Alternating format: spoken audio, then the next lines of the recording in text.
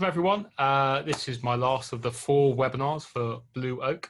Today I'm going to go through the 17 disadvantages of investing in property and how to overcome them. So it's certainly not a negative webinar, but it is there to highlight some of the challenges that we have when investing in property, and hopefully if you open your minds to them, then you can plan and mitigate against them. So a little bit about me. Most of you will know by now, Royal Signals officer, left 2013 as a captain. I set up an ex-forces recruitment program for military people, so I have quite a good background in recruitment. I ran a number of business change projects whilst I was working in the city within IT and healthcare, and also ran a number of large-scale projects in terms of building hospitals and new hospital wings when I was working for the Priory. And whilst I was doing that, I also built up a multi-million-pound property portfolio whilst I was working. And now I have given that all up, and it's my full-time role in property to build our own property portfolio further, and for those of our investors and our clients. So the agenda is very, very simple. We have 17 disadvantages to investing in property, and then questions. I'm not going to list them all right now. We're going to go through them. There's quite a lot to get through. Some of these topics could be, an hour long on their own. So I may go quite quickly. And if you're after a bit more detail, then give me a shout afterwards. So property is illiquid. I think this is a really salient point. And the definition of that is it cannot be easily and readily sold or exchanged for cash without a substantial loss in value. So it takes a long time to sell property, and we've seen that at the moment.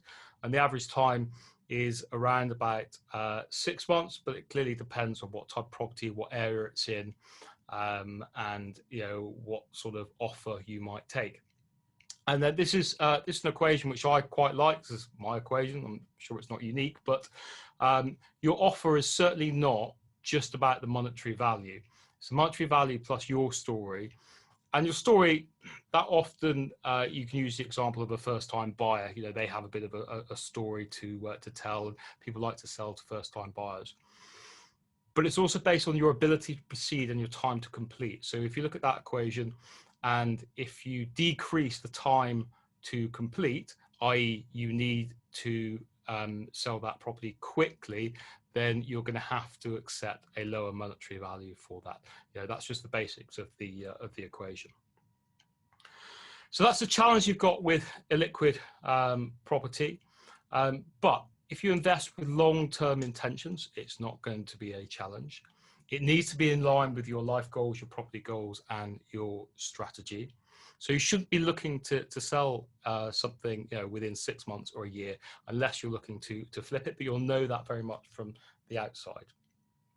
I think this is really important. I've mentioned this a couple of times on my webinars. Conduct a financial health check on yourself. What can you afford to invest? A lot of people don't know what money they've got, what money's coming in, and what money's going out. So you need to be very thorough with that when you're looking at things. Now, benefit of this is that property is less prone to shocks. We talk about property crashes and things like that, but actually they're very slow to happen, even back in 2007. So you can look at a stock market crash, for example, and that can lose 10-15% of its value overnight. Property is never going to do that. When it does lose value, it loses value very slowly. You can also have alternatives. You can invest in REITs if you are looking to invest in property, but you don't necessarily want to go through the purchase costs on that. There is a bit of a warning. A lot of those funds have actually stopped trading since COVID, so you can't take your money out of those. So when we talk about things being illiquid, well, even the investment funds are at the moment. And don't leverage yourself too highly, so you can get over those road bumps if and when they come along. Tenants. Now, this is not about bad tenants, because we cover that in a second. But tenants is very much a people business, and they're your customers, they're your clients. That's how I like to think about it. Now, they're a challenge. Even your best tenants are a challenge. they'll have blocked toilets, they'll have a broken key, and this one is an interesting one that really did happen. I had a tenant call me up who thought he'd been burgled, but they haven't stolen anything, they just moved some of the garden waste into his house, which is a really strange thing for a burglar to do. He was actually a doctor, and we worked out that he was just completely overtired, and he'd done some gardening the previous day, put it in the house for whatever reason, and forgotten about it. But we still changed his locks, and to give him that peace of mind. But those are genuine problems that you have and that you can encounter, no matter how good your tenants are. So I think you need to think about your tenant-landlord relationship very, very carefully. Is this the most productive use of your time? I'm not saying it isn't, but you've got to think about that and think about all the likely touch points that you're going to have. If you have a single buy to let and you're managing it yourself, you might only go there every 6 months to go and do your inspections. But if it's an HMO, if it's serviced accommodation, clearly that's going to be a lot more. And it depends on you, your personality, how much of a people person you are.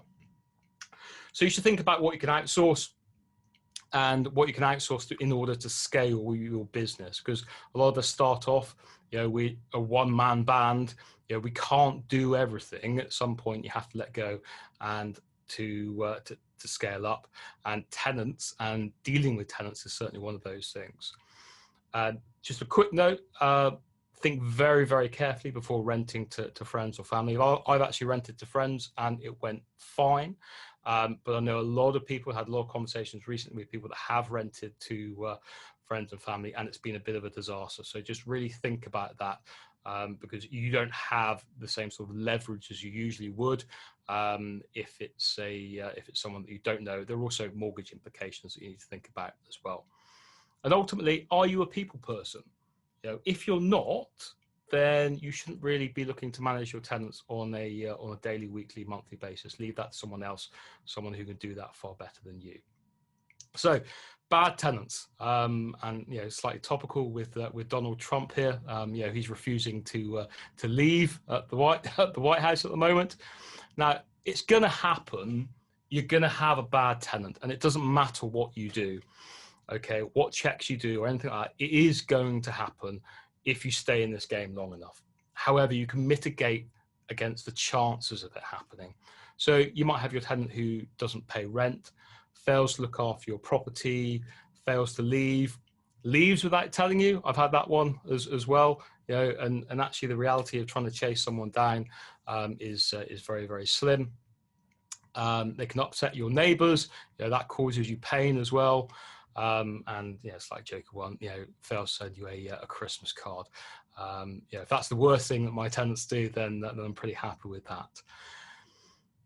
So to mitigate against that, you want to buy the right property in the right area, and this comes down to your tenant group. What sort of tenants that you want. You're going to get bad tenants if you mix and match, as an example, especially within HMOs. If you're buying a property within a big student area and you're trying to put a family in there, that's not going to be desirable for families. You've got to buy the right property in the right area. Do your due diligence on everything, the area, your demographics, the tenant group, and get the right property that suits that. And I think this is crucial as well, but not all bad tenants start as bad tenants. Sometimes they turn into bad tenants because you're a bad landlord. Okay, so it's very much contingent on your side to make sure that you do the right things as well. If you don't maintain it, if you get a phone call and the window's broken and you take 2 months to fix it, there's damp in the property and you don't rectify it, they're going to turn into bad tenants very, very quickly. So it's very much in your interest to make sure that you tackle any issues that come up.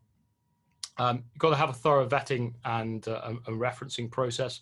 Now, if you do that yourself, make sure that you are doing that properly.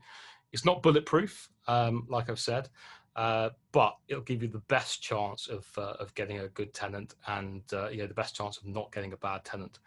Using a letting agent clearly can have its benefits, and not just in the referencing piece, because you can use the same reference process as they do, but they will know the area, they'll know the type of tenants, they might even know some of the applicants who are there. They've shown them around different properties and so forth. So an agent can be really useful in that respect.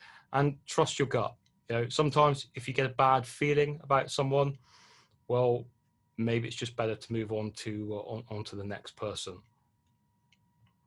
Okay, tax. Lots of things that you can get taxed on, and HMRC wants a piece of their pie. We've got stamp duty. We've got the 3% surcharge. If you're a foreign investor, then there's another surcharge. Again, that's coming. You've got capital gains tax. You've got income tax or corporation tax. If you're investing through a limited company, you've got things like inheritance tax as well. So lots of things tax-wise, and quite frankly, you can't do anything about it. Okay, you're going to have to pay tax. You can't avoid it. However, what you should be doing from the very, very start is planning effectively within the tax laws and regulations that you have to plan to pay the least tax that you have to. And there's nothing wrong with that. And that's why it's important that you consult someone who is qualified. And it's what HMRC expect you to do. Okay, so seek professional advice, not from the guy down the pub. Everyone knows, okay, clearly can't go to the pub at the moment, but we all know that one guy at the bar, okay, who knows everything about everything. Okay, don't listen to him. All right, seek advice and pay them. Set up your business, because that's what it is, investing in property. Set it up as a business from day one, not a year, 2 years, 5 years down the road, because that's when you get caught out. There's the age-old debate about personal name and limited company. It's unique to you and your circumstances.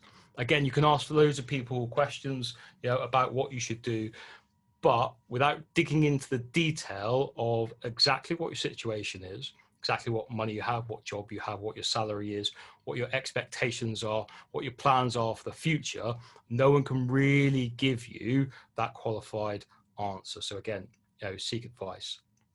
So things you can do: dispose of assets in line with your annual personal capital gains tax allowance. If you buy a property in two names, as an example, then you have double allowance. Consider mixed use or commercial property. That's a way to cut down on stamp duty.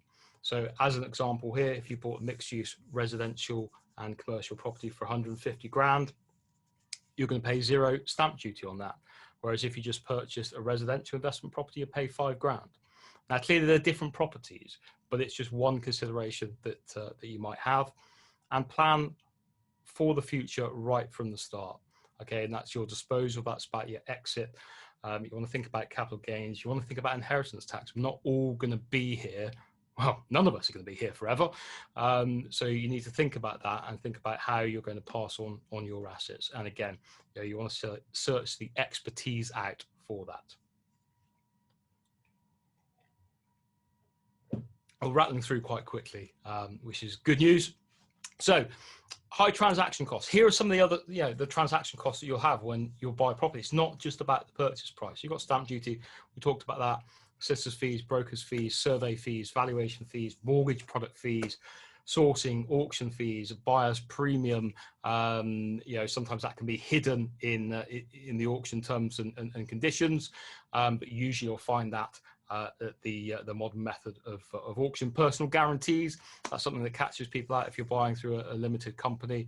You have to get those personal guarantees done, insurance and things like that. So there's lots of things that you also have to consider, and it all adds to the cost of property you're buying. So again, when you're looking at that financial health check, if you can afford to buy a property for an arbitrary figure of £200,000, make sure that you've accounted for all the additional fees, okay, because they do add up to thousands and thousands of pounds. Now, what can you do? Well, you've just got to make sure that you bake these figures into your calculations, okay? So have a look at the list that I've just given you, okay, and make sure that you take an account for all of those. You can get some good figures for solicitors. Solicitors will cost you between 1,000 and 1,500 quid if you're doing something pretty straightforward. So make sure that you include all of these figures in your calculations, and that the deal stacks with these costs included. Okay, so that's really, really important. If it doesn't, and if you've got, you know, £15,000 worth of fees, especially when you're looking at auctions, and, you know, if it doesn't then add up, well, it's not a good deal. Run your own figures. I think it's massively important. Lots of people who are sourcing property these days, a lot of them don't have a great deal of experience. Okay, that's not to say that they can't source good properties, but have a look at what they've done and run your own figures as well. Okay, and question them all the time. And if they're a good sourcer, even if they're new and you question them, they're going to be fine on that. Okay, you digging into detail, and that's what you should be doing. Use a deal calculator. Lots of things that are available, but I think the most important element of this is whatever your criteria is, and we all have different criteria, is that when you're comparing deals, you compare apples with apples. Okay, so if you're focused on yield and you've got two deals, you're judging on the yield. If you're looking at the return on investment, you're judging on that. Don't mix things up, otherwise, you know, you don't know what you're comparing. And don't forget your exit costs as well, you know, especially if you're flipping a property. You know, that's absolutely crucial. Your exit costs are still there if you're planning to hold on it and dispose of it in 10, 15 years time, but I would, you know, not really consider them if that's the plan. But if you're flipping it, clearly, you know, you've got capital gains tax, you've got selling fees and all that sort of thing that you need to consider, and make sure you bake that into the cost as well. Got a couple of top tips on mortgage products. As I was going through this, yeah, a couple of things just, you know, kind of came to me and I think are, you know, quite pertinent, that might save you a little bit of money. Product fees. Okay, you can't get away from product fees, or you can, because you can pay zero product fee, but then you pay a higher interest rate.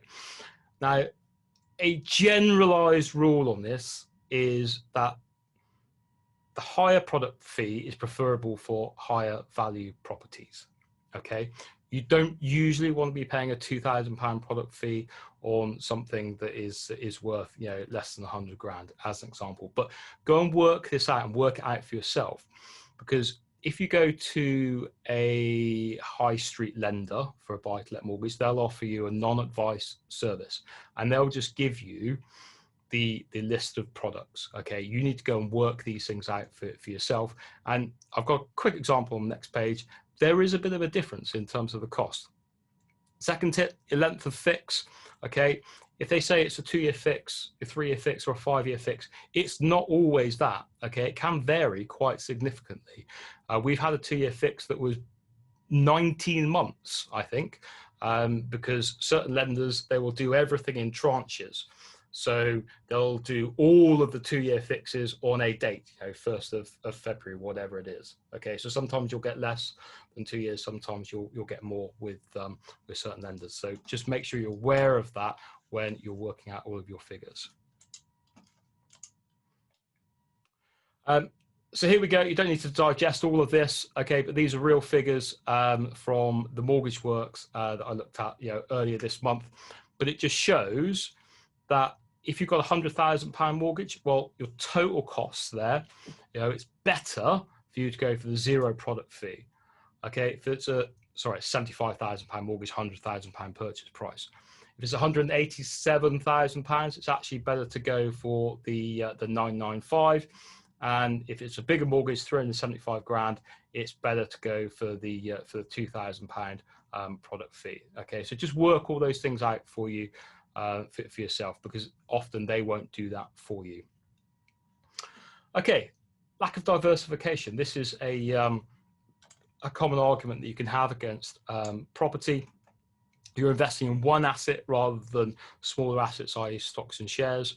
You could argue that you're putting all of your eggs in one basket, especially at the start when you're buying, you know, one property. What if something goes wrong? What if you have a bad tenant in that one property that you have? What if the boiler breaks? You know, it's a £2,000 repair bill that you might have to go and replace it. Well, the reality is, until you grow something bigger, then you're going to struggle to have that diversity. But if you have that plan from the beginning, then you can build that in. Okay, and it won't take you long to build up that portfolio, especially if you're recycling some of your money. I would say don't start too big at the start. You know, we're all learning in this game. And if the first property that you buy is a 12-bed HMO that requires a full refurb, that's, for me, I'm in London, you know, if that was up in Newcastle, that's going to be really difficult to manage. And actually, I am putting all of my eggs in one basket, and that's a huge risk. Start out small, and you can grow from there. Again, I talked about our financial health check. Okay, make sure you do that, and you can also look at other assets as well. You know, it's not all about property. You can look at stocks and shares and whatever other things that you might look at. So you don't have to put everything into property. And then this is one that really came home, and in all honesty, by complete accident, as a result of COVID. Diversification of tenants was massively beneficial to me during the first lockdown. So I have all of these. I don't have any student properties, okay, but you can add that in as well. But working professionals, actually, they're at the highest risk of having issues during COVID. As an example, I had a self-employed horse ride instructor, and clearly as lockdown hit, well, she's out of work straight away. People on universal credit, you know, in theory, you know, the money is, you know, COVID is not going to affect that, but there can be challenges. You can rent direct to a local authority, housing association, or a charity. Generally, that's going to be more secure. Interestingly, we rent a couple of properties to Croydon Council. I don't know whether you saw, but effectively Croydon Council have gone bust. I imagine they're still going to you know, be paying rent for their properties, but now that's potentially a risk for us. And then you have supported living providers as well, which you could also rent to.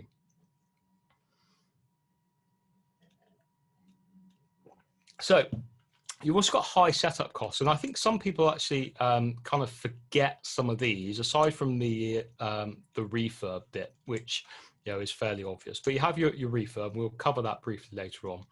But you have things like letting agent fees. You've got your marketing, your inventory, reference costs if you are deciding to go and do that yourself. Safety checks. You've got your gas safety certificate, your electrical installation, something. I can't remember off the top of my head, but yeah, your electrical safety certificate that has to be done every 5 years now. So you've got until May, I think, next year for existing tenancies. Any new tenancies, you should be renting with one of those in place. Cleaning costs, you know, that's often forgotten about, especially after a refurb. Okay, your builders are going to do a building clean, all right, but it's not going to be a sparkle clean. All right, so that's something that you have to counter in as well. White goods and furnishings. I'm a massive advocate of putting in, you know, some white goods into properties, especially some of those lower value properties. If you can put a fridge, freezer, and a wash machine in somewhere, it don't necessarily have to be brand new, but that might cost you £200 as a landlord. If that tenant and that family is paying most of their disposable income on that rent, that's going to make a massive difference to them. And in the long term, if you can get good tenants who stay, I think it's something that's really worthwhile. Licenses, you know, HMO, selective licensing and so forth, is very much dependent on area. And then I've got settling in costs and snagging. It's not snagging per se, but only really when someone starts living in a property are you going to uncover some of the challenges that you might have. Okay, some things might not work as they should. You know, locks might be slightly dodgy. You know, there might be a little leak under the sink. All of those sorts of things that you can try and do that testing whilst you're doing a refurb or a light refresh, or even if you purchase the property and you don't need anything to do. It's only when they start living in it that you're going to get some of those challenges. So for the first couple of months, it's likely, in my experience, that you are going to have some of these costs that come, and that, very much, takes off of your bottom line. So as with transaction costs, bake this into your analysis. Be proactive in reducing time between purchase and letting.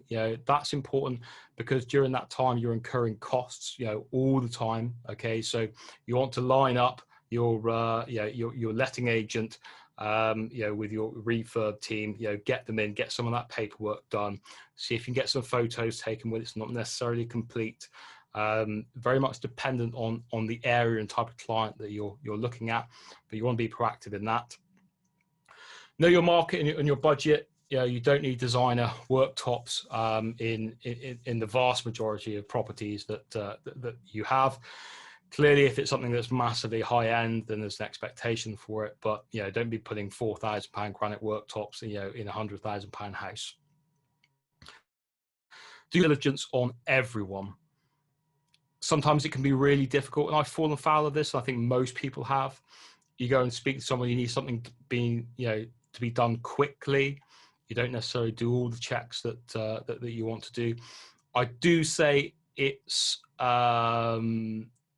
you can't go too far with this. If it's a plasterer, you don't necessarily want to be getting 3 references. Okay, you're not going to get that. Okay, sometimes you do just have to take a hit, but do your diligence and your background as much as you can. Potentially get involved depending again on your personality, whether you have time to. Just don't get in the way and don't take on too much. You see lots of people taking on far too much, okay, to try and save some money, and all falls flat because of course it takes far longer to do, and it's far more costly. So you won't become rich in a year, okay? In my opinion, it doesn't matter, what people tell you. Okay, it's not a get rich. I'm struggling tonight, aren't I? Get rich quick scheme. You won't be able to invest 50 grand and be a millionaire in 12 months. Okay, it doesn't happen. I say that, it probably has happened, and I like to think of this as the X Factor analogy, because you see someone who's on the X Factor and you have a winner. Okay, and they'll be saying, that it was their dream. They were born to do this.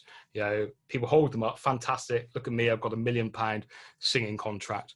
And then you've got the £10,000, 10,000 people underneath who didn't win, and they haven't got rich within 12 months. Okay. So there will be people out there who have gone and done it, but they are very much in the minority, in my opinion. And that's if they have. So again, do your due diligence on people that you're listening to. However, you do have potential to grow significant wealth in the long term. Property is very much a long-term thing. So look at your delayed gratification, and this is in line with your goals and strategies. The more you give up potentially now, the better it is going to be, further down the line. But that, again, it all depends on you and, what type of person, what type of investor you are. Don't compare yourself and your assets to other people. Okay, there are investors who are happy with one buy-to-let property, and absolutely nothing wrong with that. There are people who are on a mission and they want to get 100 properties in the next 10 years and have a certain level of assets and wealth. Whatever your strategy is, it should be in line with your goals, and don't worry about what other people are doing. Set your goals and work out how you can get to them. So it's relative and it's unique to you. So I think it's really, really important. A lot of people, again, will talk about their successes and they won't talk about their failures when they're talking about property. They're talking about anything in life, quite frankly, especially on social media. It's very much filtered to the positive. So this is all about your work-life balance. Hear a lot of people talking about the 5 a.m. club, working a lot. For some people that's great. Doesn't work for me. Maybe it's a certain age or whatever. I'm not getting up at 5 o'clock for anyone. Quite frankly, I will if I've got to travel somewhere, okay, but I'm not going to go and do it because it doesn't work for me. But for some people, that really works. For me, I have a different work-life balance. Again, it's very much unique to you and what you want to go and achieve. Especially if you're working, then actually that 5 a.m. club might be really important because that's the only time that you can do it. And you might have a finite period on that I'm going to do that for 2 years until I get a certain level of income, a certain level of assets, until I can do something else. So again, it all depends on what you want to do. Don't worry about what anyone else is doing. So you're going to have less time, I think. So these are all the things that that take up your time. Okay, tenants, agents, viewings, investors, spreadsheets, lots of paperwork, maintenance. Lots of people will spend hours and hours looking on Rightmove and Zoopla. If you're one of those people who are looking up, properties for, £10 million in London on a night, occasionally I might get sidetracked towards that. You're not necessarily being productive. I put paperwork in there twice, actually, by accident, but that's one of the things that you actually can't outsource. Lots and lots of paperwork. But I think what you need to look at is you need to decide what time you want to spend and allocate to property. Again, it's different for everyone. I went through on a previous webinar to work out the value of your time, which again is really, really important. You don't want to be spending loads and loads of time doing low value tasks that you can get other people to do for considerably less than you, because you want to be employing yourself on high value tasks, things that are actually going to really make a difference to you and your business. And you can outsource pretty much everything apart from your accountability, your responsibility, and paperwork. Okay, if anyone can find me someone that can fill in mortgage applications and send off my bank statements for the last year and a half that some people are asking for at the moment, then let me know, because I'd love to be able to outsource that. But as far as I can see, that paperwork piece is something that you can't. But pretty much everything else you can. And that's not to say that you should, but you can, and you should decide which elements of the property life cycle you want to outsource. And that's really important to get some of that time back.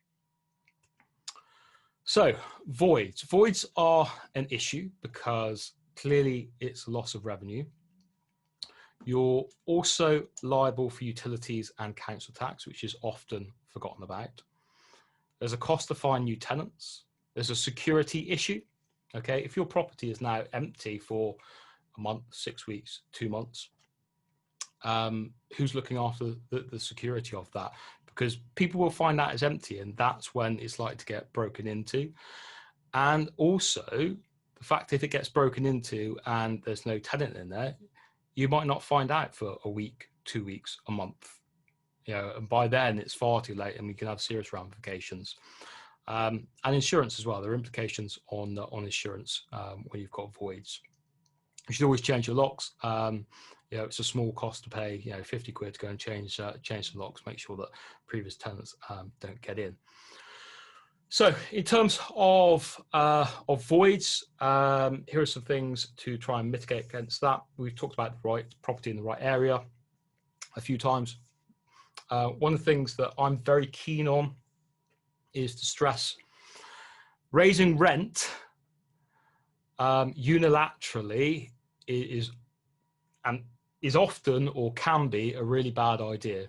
If you increase your rent by, let's just say, £50 a month on an £800 property, okay, and you force that tenant to leave because of that, you've then potentially got voids, and you've got all the costs that are associated with that. How long is that going to take you to bring that back up? So be really conscious about raising rents.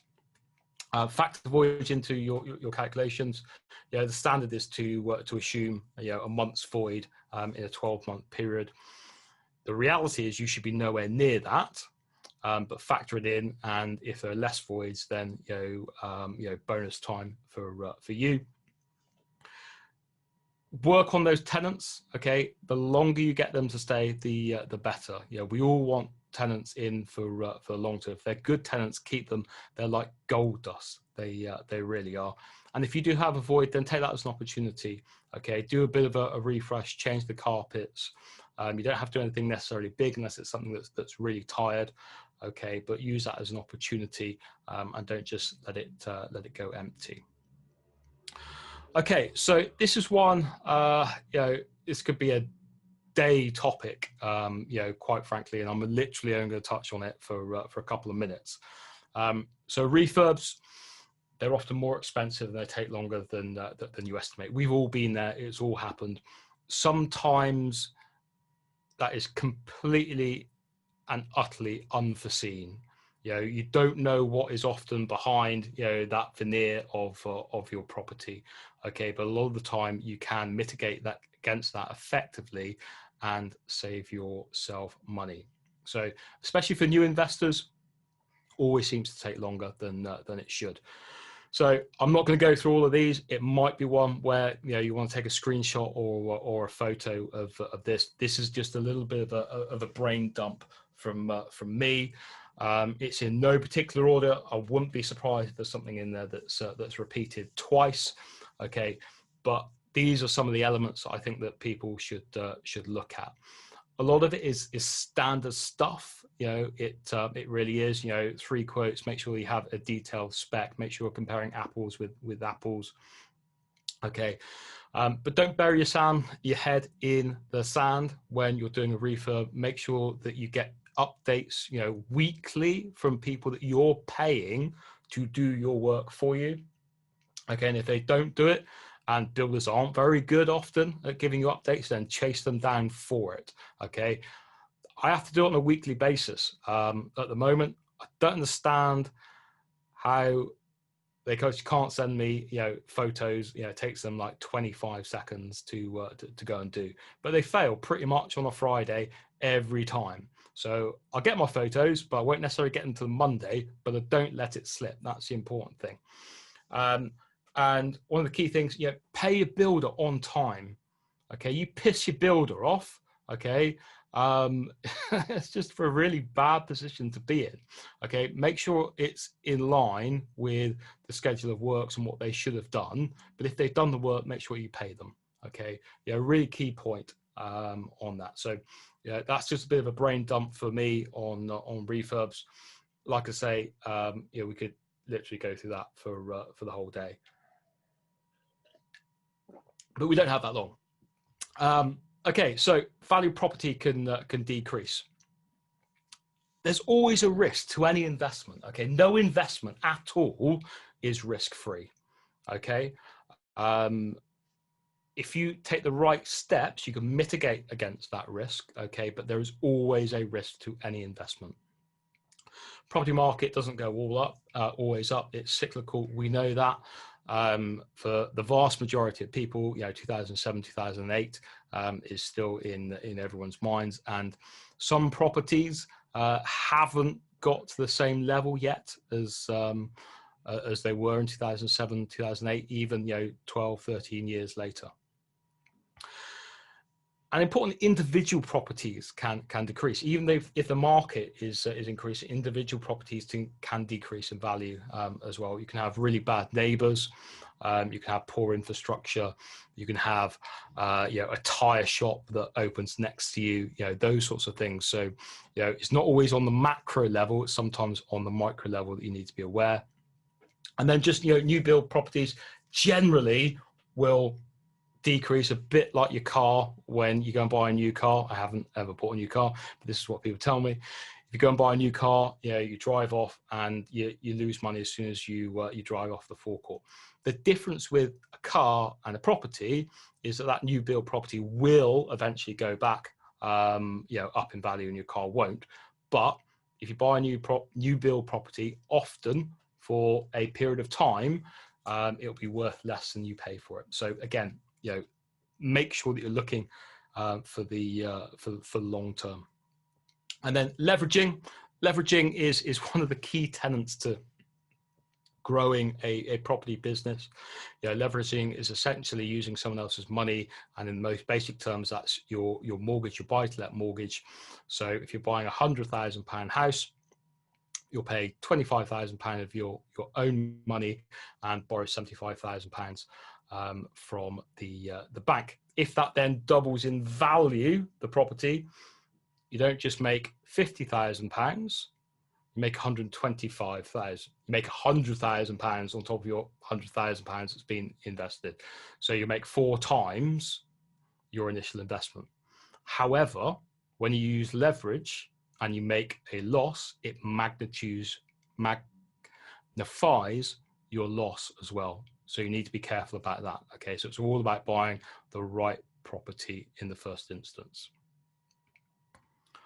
Okay, so what can you do? Buy property that you can add value to, because if you can add value to that initially, then any road bumps that you have, you can mitigate against them. So refurbs, reconfigurations, lease extensions, it doesn't always have to be massive. It really doesn't. You could spend a couple of £1,000 on a property and you can realize an uplift in the value of it. Plan for long term, we've discussed that. If you're flipping a property, very, very careful of the short-term conditions and your margins. Personally, I wouldn't be looking to flip a property at the moment, unless it's a really, really good deal, because there's a lot of risk in that at the moment. We talk about research and due diligence. Comparables. I see a lot of people when they're talking about comparables, take it from your valuer, your surveyor, when they come round. Their comparables, they'll be looking at properties that have been sold within the last 6 months and that are within half a mile of your property. Okay, that's the standard. Anything outside of that remit, the further you go out, the less reliable that is. And that's especially pertinent if you're buying a property from a sourcer. Again, I'm not targeting all sources. There's some great sources, but some of the comparables that I see from certain people are utterly horrendous and, quite frankly, worthless. So just be really careful on that, and control your costs as well. You keep your costs down, then actually any drop in value of that property is lessened because you haven't spent as much money. And this is really important, I think. If we're looking at the long term, that loss is only on paper, okay, unless actually you sell it or refinance it. So you can buy a property today. Next year, it might be worth 10% less than you paid for it. If you've got that on a 5-year fix, for example, it doesn't actually matter until you get to the end of that 5-year fix. The value then is important, okay? So it's only on paper unless you actually have to do something about it. So counting your yield is something that you're getting from a month-to-month basis, and as long as you've done your calculations right, then you're going to get your yield. Okay, your capital growth is a bonus. And study the 18-year property cycle. Google it if you don't know about it. Okay, have a look at it. It's a really, really important concept. However, as with the stock market, you can look back on history and you can use that to project, what is going to happen in the future, but it's certainly no guarantee of what's going to happen in the future. Okay, every investment has its risks, as we've discussed. Okay, I think we're doing okay on time. There's a couple of quick ones that are coming up. Okay, complying with legislation. Road landlords hit with £10,000 fines for HMO breach. You can get fined for £10,000 per offence with HMOs. So don't let that be you. My suspicion on this is that you will usually get some form of warning for that and told to comply very, very quickly. It's those people who persistently don't comply with the legislation that are going to be hit with the big fines. Okay. However, that doesn't mean that you should wait for someone to find an issue with your property. Be proactive in the first instance. So Legislation, not something to be worried about or to be afraid of. Actually, I think it's a good thing. I think it's a good level at the moment. There's not too much red tape, and the legislation that we've got, I think, is both fair for landlords and for tenants. So you've got things like gas safety certificates and electrical safety certificates. These, I think, are important. I have a little test of mine. If I can sleep, if I can go to sleep at night and not have things that are worrying me, then I'm happy. So I'm very happy to have things like gas safety certificates and electrical safety certificates done. Tenancy deposit scheme, EPCs, specific rules on HMOs. The important thing about this is to look it up in your specific area. As an example, in Croydon, we have a minimum. I'm not in Croydon. I'm technically in Croydon, but I'm in Streatham, just to make that point. But in Croydon, if you have an HMO, the minimum room size is 10 square meters. Now, nationally, that's something like 6.86 or thereabouts. Okay, but if you didn't know the individual rules for Croydon and you were trying to get an HMO license for that, then you'll come unstuck if you don't have those room sizes. Legionella disease, okay, that's something you can self-sign off as a landlord, or you could get the test done professionally. You need a how to rent guide. I mean, it's the easiest piece of legislation in the world. It's a 13-page document. All you need to do is give it to your tenants and make sure they've seen it. Print it off and make sure that they've got it. Right to rent checks, again, relevant if you're doing your own checks on tenants. Smoke and carbon monoxide alarms. And again, with those, that makes me sleep at night, making sure that we've got those in our properties. And we talked about tax legislation that we need to adhere to as well. The good news is there's lots of guidance. If you just Google, guide for landlords, about the, Fitness for Human Habitation Act, that gives you all the guidance that you need. There's a lot of stuff that's available online that you can check out.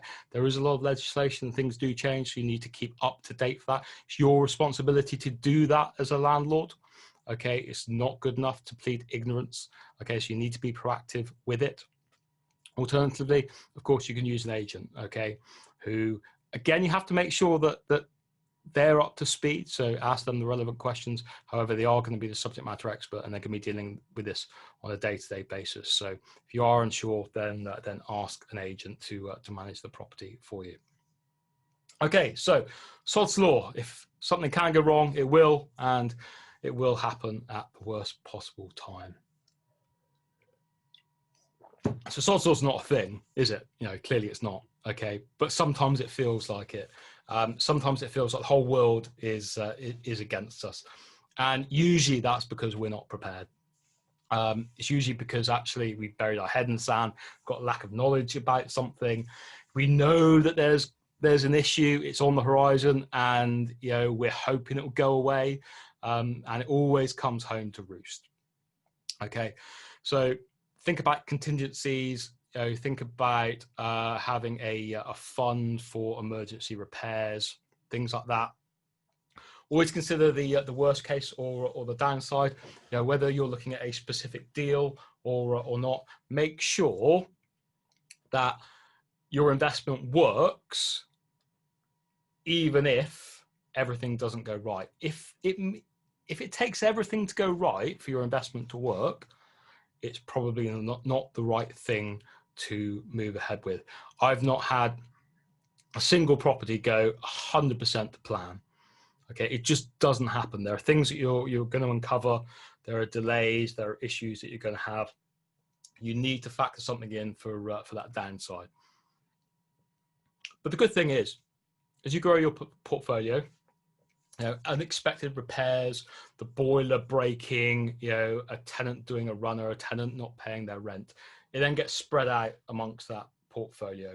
Okay, so it doesn't become a big shock. When you've got one property and your boiler breaks, well, actually, that's a really big challenge, and that might be your profit gone for 6 months. Okay, but just plan for it. Okay, make sure you've got contingency, make sure you've got mitigation that's in there, and don't stretch yourself too much. Okay. Again, if you're investing everything that you've got and you're dependent on that revenue coming in, and you're dependent on every single thing going right and nothing going wrong, then you've got to think about that incredibly carefully, because you are living a very dangerous game. Okay, increasing costs. You're going to get some increasing costs as time goes on. Reasons why I think costs are going to increase: new legislation and taxation. It's going to happen at some point. There's always going to be things that are changing. There's rumours about capital gains tax at the moment, that's likely to increase, at the very least in line with your marginal tax rate. So at the moment, your capital gains tax, if you're a higher rate tax payer, is 28%. That may well go up to 40%. So things are going to happen. Things are going to change. The continued impact of letting fees, the letting fees ban. There are some agents who have consumed some of that cost. That can't go on forever, so that might be something that increases your costs. Rent guarantee policies. I think you struggle to get one at the moment, and if that's something that you do use in the future, that's likely to increase massively as a result of COVID. Increased insurance premiums, improved expectations of your tenants. I'll just give an example of when I was at uni, the absolute hole that I lived in, paying £31 a month. I'm not sure that would pass the fitness test for human habitation now. Expectations change, and just in the student market alone, you have a look at student apartments now. They're fantastic. They're not like what they were 20, 30 years ago. Okay, so expectations are going to improve. This can all lead to overanalysis and procrastination. If you're constantly worried about future issues and challenges that you have, you might not actually go ahead and do anything, which I think would be a shame. And there's a million other scenarios that you can have in terms of increases in costs. So how can you counter that? Well, market rents will increase in the long term. I've said that you need to be careful about raising rents for existing tenants, but when those tenants move out, then you need to reassess in terms of the market rent at that point in time. Sweat your assets. If you've had properties for a long time, what else can you do with them? Can you extend them? Can you reconfigure them? Can you look at different tenant groups? Make sure you're making the best use of those assets that you have. The classic is turning a 3-bed property into a 4 or 5 bed HMO. Okay, now that doesn't work all the time, and of course, managing an HMO is very much different to managing a single let, but it's potentially a way that you can sweat those assets. You can consider renting direct to housing associations, councils, or supported living providers. Some of those will pay above market rent, but importantly, a lot of those will pay rent even when there's not a tenant in there. Okay, so that decreases your void periods. It also decreases some of the fees that you'd pay. And I'll give you an example. I have a property in Streatham, and for a laugh, and it genuinely was a bit of a laugh, I got Foxtons round to appraise what the rent was and let me know how much it was going to cost to rent that out. It's 500 meters away from Streatham Common Station. I could rent that property in a day myself, hanging outside the station. I think the total cost to that were about £3,500 from Foxtons to rent that property. Things like referencing was about £400. Drawing up a contract was something ridiculous, like £250. Now, I don't mind paying an agent money. I really don't. But when I'm in that situation, when I have a great property in a great area, I'm not going to pay those fees. I rented it direct to council. They paid me an additional fee for it, and we rent it out at market rent. Okay, so that's one way that I've decreased my costs. Analyze your portfolio at least on an annual basis. Things change. Okay. Do your investments work? Something that you bought 5 years ago, 10 years ago, does it really work anymore? Lots of legislation has changed, demographics change. Make sure that still works. Have a look at your options, perhaps dispose of that asset or reconfigure it, and you can deploy that money elsewhere, somewhere that's more beneficial for you. And of course, you make your money when you buy, that old adage, make sure you've got good margins on your investments at the moment. I talk about it all the time, fact-based investing. That's what you want to be doing. Okay, we've got 2 more, probably 5-10 minutes. Okay, and then we're going to into questions. So you probably live in the wrong area. I live in the wrong area in terms of investments. I live in South London. The average property price around here is about £600,000. Okay, so there aren't too many £600,000 properties that I can go and buy. So why do you live in the wrong area? You probably do. Almost everyone does. It's either too expensive, like me. People are investing elsewhere. Great investment areas are the other side of the country. People talk about South Wales, North Wales, the Northeast. Properties I've got in the Northeast. One of them is 261 miles from where I live at the moment. You don't know anyone in the area. The rents don't work. That's a crucial one. Don't take that lightly. But a lot of areas don't work because the rents don't cover your mortgage payments in terms of your ICRs. No projected capital growth. That's what you're interested in. The tenant group might not be right. And one that's often overlooked is too cheap. You will struggle to get a mortgage on any property that is under £40,000 in your personal name, and if it's in a company name, you struggle under £50,000. Okay, so if your capital investment is £40,000, you can go and buy a cheap property for 40 grand, but you have to tie everything up in cash. You'd be better off looking at somewhere that's a more expensive area where you can leverage that money through a mortgage. So you probably live in the wrong area. That applies to everyone. So what can you do? Well, there's between 800,000 and 1 million properties on Rightmove. I don't know what it is at the moment, but that's generally what it is. And you've got all those properties off market. Okay, you can find properties and you can find areas. Okay, you really can. So much of work can be desktop based these days. If you had a look at one of my other webinars, I think I went into choosing your investment area. Okay, a lot of that can be done remotely. You still have to go and see. You still have to walk the streets. You absolutely do. Go and see those properties and view them in person. But you can do a lot of that pre-work beforehand. Then work out your time. Okay, because if you are 261 miles away from a property in the Northeast, and you want to go manage that yourself, well, I would suggest that's unrealistic. Okay, how much time do you want to invest in property? And that includes how far away your properties are from you. So it's really important. What are your goals, your strategies, and your metrics? They vary from people to people. Sometimes just because that gold mine area, as a lot of people call it, might be in South Wales or wherever it is. If you don't have the time to get there, well, perhaps you have to settle either for a lesser investment in an area that you can get to, or you have to think about outsourcing it. Okay, so not every area that looks great on paper is actually suitable for you because it's in the wrong location. You don't have enough time.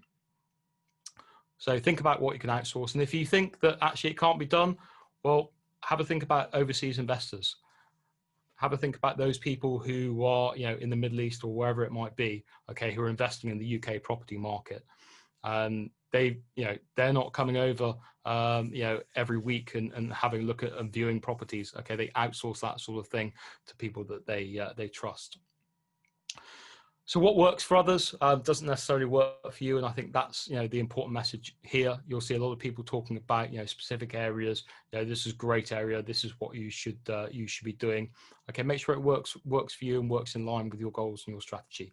And each investor, each of you, is unique in terms of what you're doing. what you want to do, what your goals and your strategies are. Okay, so you need a bespoke solution. And the last one, stress. So buying property, it's one of life's most stressful experiences. However, you're buying an investment property. You're not buying your own home, okay?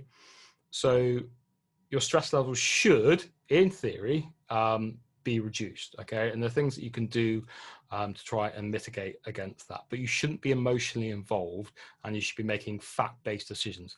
Now that is easier said than done. It really is, okay? And perhaps is something that comes with a little bit more experience as well, but the more emotion that you can take out of it, the better, okay? Because some deals will go south. Some of them will fall out of bed, some of them won't work, some of them won't be good, okay? And you've got to take the emotion out of that. And also, taking that emotion out of it and working on facts means that if circumstances do change, it's easier to pull out of a deal as well. Surround yourself with the right people, you know, sister, broker, mentor, whoever it might be, okay? Make sure that actually you have the right people who are working for you and in your best interests. Keep on top of tasks, especially those that you don't want to do. You know, it's a big one. You know, it really is. It's something that takes a lot of effort sometimes. You know, we all have things that we don't want to do, okay, but just keep on top of them. Ask for help and support. Lots of forums, clearly the Blue Oak forum, that we've got lots of great people on there. It's something that has amazed me when I've started in property. And actually, I didn't start engaging in terms of forums or anything like that until maybe a couple of years ago. I've been investing in property a lot longer, but there are a lot of people who are out there who are willing to help and support you, and they're after nothing, you know. So leverage that and tap into that. Really, really important. It's top, you know, any paperwork, turn it around within 24 hours. If you have that as a key thing that you look at, then you're not going to go wrong. You know, whatever paperwork your solicitor, your broker, whoever it is asks for, get it, turn it around within 24 hours, and then you forget about it. Okay. Again, it's that thing in my mind where I can sleep at night. If you're not doing things like that, it's at the back of your mind. You can't sleep properly. I certainly can't. Just get it, do it, get it done with, even if you don't want it and you don't like to do it. Make a plan for your purchase, and schedule the process. You know, map that out. It's really, really important to go and do. And then this one, like, you know, treat your broker like your priest. Okay, tell them everything. Okay, all your dirty, horrible little secrets. Okay, because they will come and bite you in the ass. Okay, because your lender will do all those checks on you, and if you haven't told your broker something, it'll come back and bite you. There's a mortgage product for everyone and for every circumstance, pretty much. Okay, and if you tell your broker from the start what some of your challenges might be, you know, what sort of issues you have, you know, maybe it's, you know, adverse credit, you know, a credit card that you really don't want to admit that you have, that's got £15,000 on or whatever, tell them and they'll find the right product for you. You don't want to get 99% towards the end and then you can't get your lending because of something that you've not told them. Choose what to outsource. We've spoken about that. It's very much dependent on each and every one of you. Okay, but think about what you can give other people to do. And then I'm a raw signal, ex-raw signals captain. Comms. Talk to people. You know, keep those lines of communication going. If you haven't heard from someone in a week, give them a call. Find out what's up. Okay, and cajole people along. All right, really, really important. Keep those lines of communication up for everyone. So you'll have seen this slide before. This is what we do, but what it also shows today is what you can outsource. Okay, so you can outsource pretty much everything that's on here. This is very much our full turnkey solution. What you can't outsource is that paperwork, is that accountability and that responsibility. Okay, everything else you can outsource. So as I said, throughout this, think about what you want to do and what you don't want to do. That's what's important.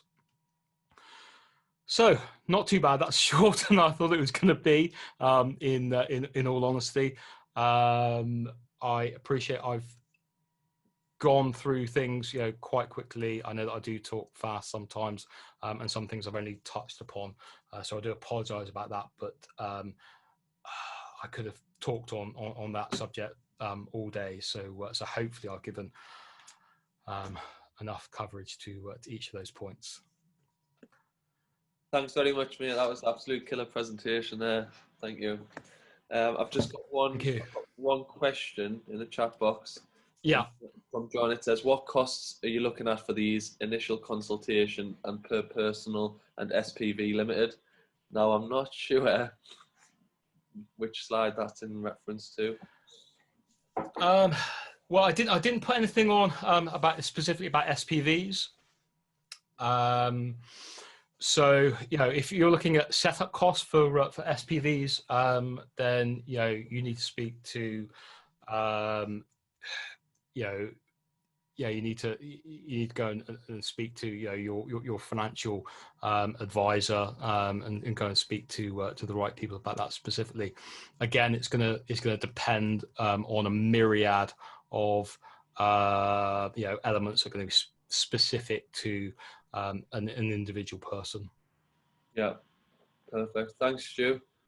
Well, if there's no more questions, I'll let everyone go and enjoy the rest of their evening. I'll ask a quick question, Paul. Of course, that's all right. By the way, mate. Stuart, it was about your property that you rent to the council.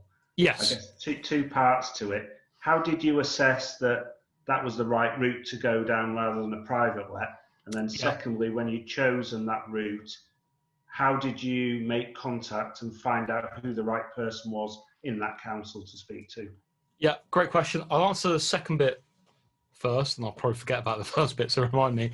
But I actually saw an advert on a bus as I was driving one day, and the bus was literally outside our house, and it said something like,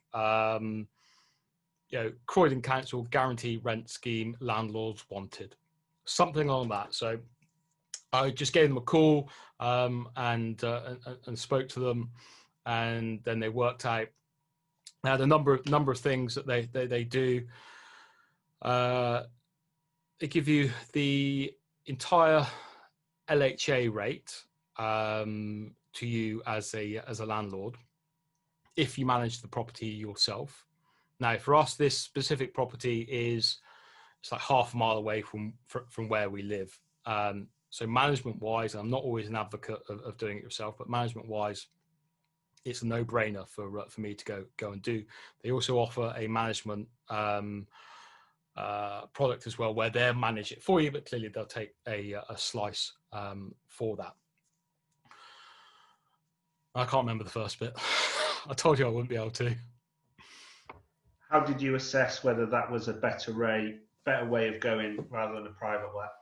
Yeah, so it was based on the potential fees that I would have to find that tenant, and the ease of use that it was in terms of the council, and the fact that actually the LHA rates for that property match within £10 the market rate. And that's really important. It doesn't happen with everything. With that one, we're specifically lucky that is classed as, I think it's inner, sounds wrong, but it's inner outer London. And that means that actually it's got a really decent LHA rate. If that was actually where we live, which is half a mile away, that property wouldn't work, and it'd be about £300-400 under the market rate. But it works specifically there. If it was outside of that, then we wouldn't have even considered it, because it wouldn't have been worth us doing. So for some areas, it works really, really well.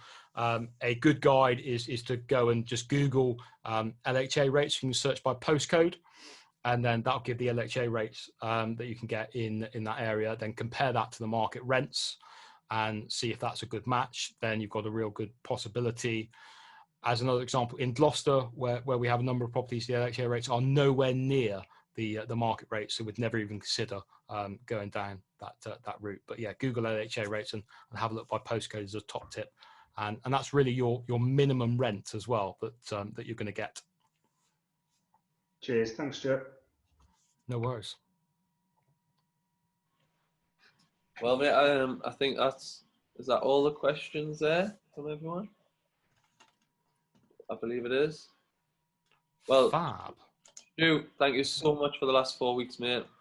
You've added an insane amount of value, so thank you very much for that. I'll get this video uploaded on YouTube ASAP for those who missed tonight. And Great stuff. I'll let everyone crack on with the evening. Cool. Well, thank you. Yeah, my pleasure. Appreciate the opportunity. Two brand new webinars and two slightly amended webinars from before. So you know, a chunky bit of work, but yeah, I think it's worth it. So, thank you very much. Thanks very much, Stu, mate. Really appreciate it. Great stuff. Thanks, okay. Stu. Cheers. Thank you very much. Thanks, Stu. Bye bye. Thanks. Thank you.